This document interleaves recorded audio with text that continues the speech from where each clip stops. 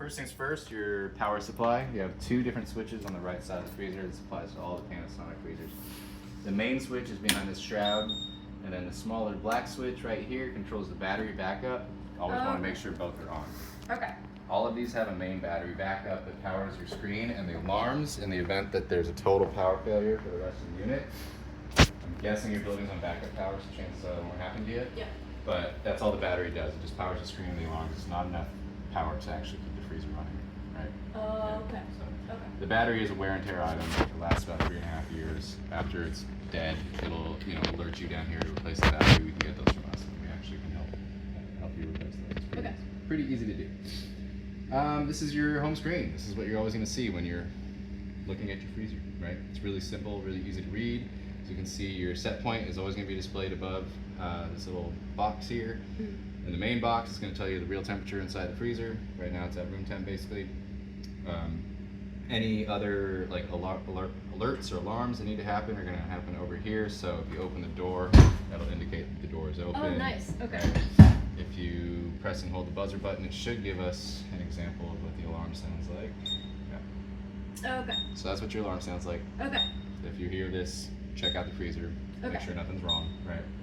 And silence it by pressing the buzzer button. Filter life, that is going to indicate how much lint is built up on the freezer down here. So unlike the thermo freezers, they use those funky mesh screens on the bottom. They just deteriorate over time. This uses like it's almost like your dryer at vacuum home. cleaner. Right. Oh, dryer. Yeah. Yeah, right. So this is just gonna get dust and Dusty. lint on it. Clean it out about every 3 to 4 months. Okay. All you have to do is just like wipe it off with a paper towel or something like that, and then just put it back in. Okay. That's Do it. I need water? Nope. Soap? No Nothing? water Just or paper anything. towel? Just like dry paper towel is fine. Okay. Honestly, if you do that every 3 or 4 months, and you keep up with that, it's gonna keep the freezer very happy. Okay. Right. And how long do you need to change it? Do you ever need to You change never it? have to change that. No, it's just every Okay. 3 or 4 months you clean it. Okay. Yeah. Wait, how do you open it? You just open pull it? down on that little tab, yep, and it just opens up. Okay. Really easy. Cool. Okay. Got it. Super easy to do. So now back to your controls here, right? You've already seen the home screen. If you have something wrong with the freezer, like if there's a maintenance reminder, it'll tell you down here. It'll say, replace backup battery, or it'll say service condenser fan motor, or it'll tell you what other alarm conditions are going on. Okay. Gives you kind of like a little snapshot of what's happening.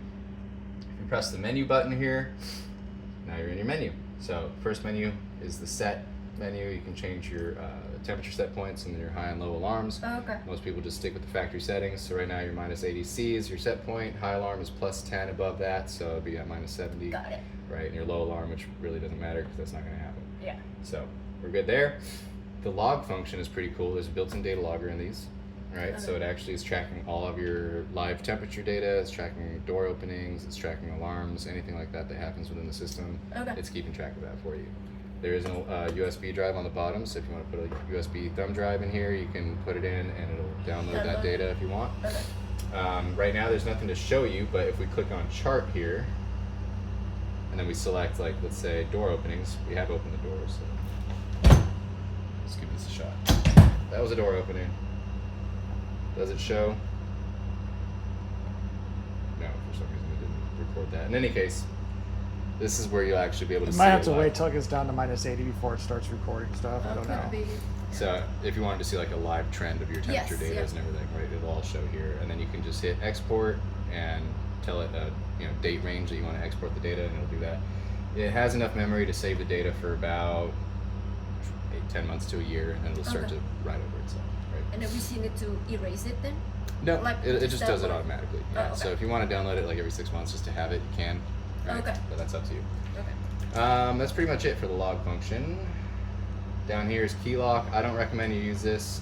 What this does is it's not about physical keys. This actually allows you to set a password that prevents people from changing the settings, Oh, I see. which seems like a good idea in theory, but then you forget your password. So I don't recommend you use it. Okay.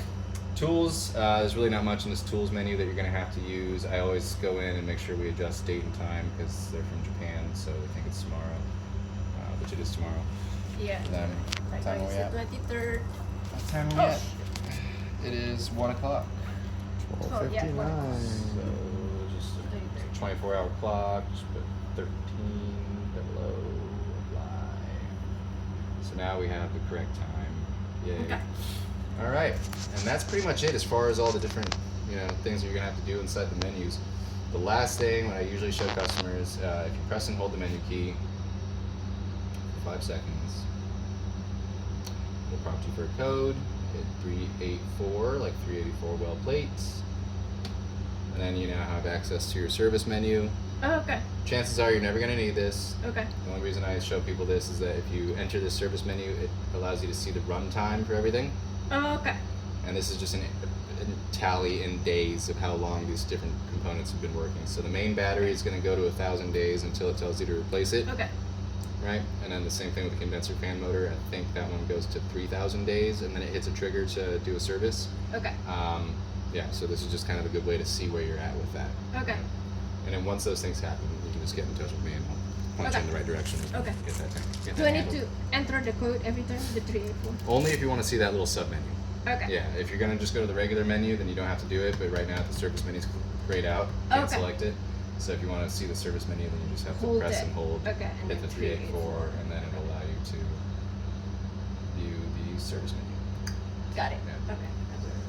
That's it.